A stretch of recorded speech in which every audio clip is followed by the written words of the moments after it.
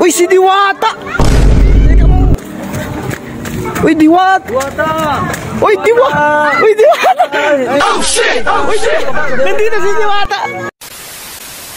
Okay mga brother, so ngayon nandito tayo ngayon sa parisan ni Rosmar. Kasi nag-visit na tayo kay Diwata. So inis na birthday ko nung nakarang araw. Inis na ba ako, nakita nyo naman 'di ba sa video ko. Pero ngayon nandito tayo ngayon sa sa parisan ni Rosmar, may free swimming pool. So ito yung swimming pool niya oh. Yan. Free swimming pool ni Ros. Uy. Mga brother, si Diwata. Parang si Diwata yun ah. Uy, si Diwata. Teka mo. Uy, Diwata. Uy, Diwata. Uy, Diwata. Uy, Diwata. Nandito si Diwata. Oh, maraming mga vlogger na nag-ano sa inyo. Uy, grabe na-chimpuan natin guys si Diwata. Nandito ngayon sa parisan ni Rosmar. Diwata.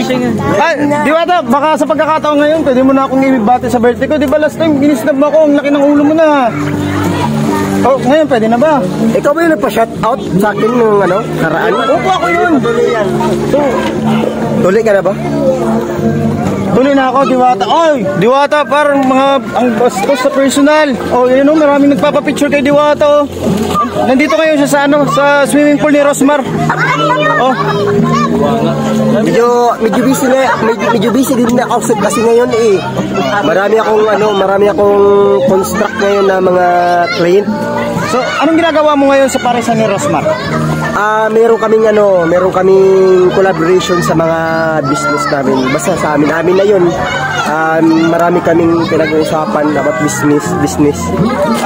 Naki-business partner na si Rosmar? Yes, kasi binigay niya rin sa akin yung kanyang konting resort. Bro, lupit ni Diwata, binigay yung resort ni Rosmar.